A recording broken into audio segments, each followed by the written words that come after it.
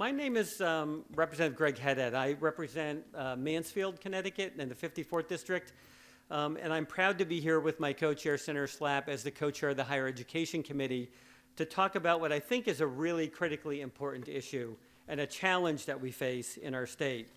We're here today to address a grave and unprecedented threat to the future of higher education in this country. The Trump administration has launched a direct assault on the aspirations of American students. Provisions in H.R. 1 will systematically dismantle the pathways to graduate and professional degrees, hitting first-generation and low-income students the hardest.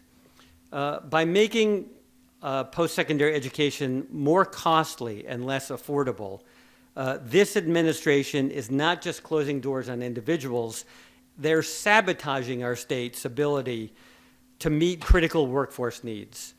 Whether it's healthcare and engineering or education, we're stripping students of what is necessary to compete and earn a graduate degree.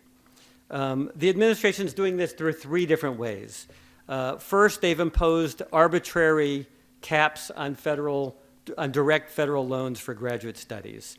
Most students will now be capped at $20,500 annually and with a $100,000 lifetime limit.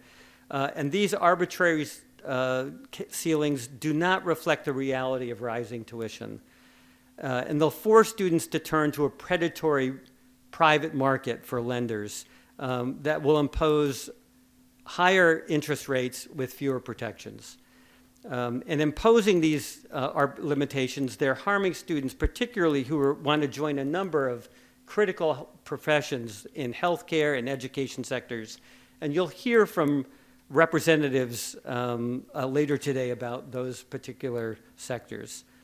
Additionally, for 20 years, grad students have been able to rely on the Grad Plus loan program to bridge the difference between direct federal loans and the cost of attendance. H.R. 1 has eliminated this program entirely for new borrowers beginning on July 1st.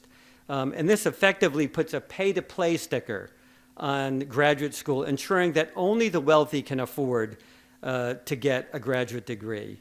Currently, we estimate that Connecticut students receive $90 million in Grad Plus loans altogether from this program that will soon be canceled. And then lastly, the Trump administration is attacking the public student loan forgiveness program. By narrowing eligibility and introducing new restrictive definitions on qualifying employers, and by turning their backs, they are turning their backs on teachers and social workers and public health professionals who serve our communities. And they are breaking a promise that has been made for those who work for the common good.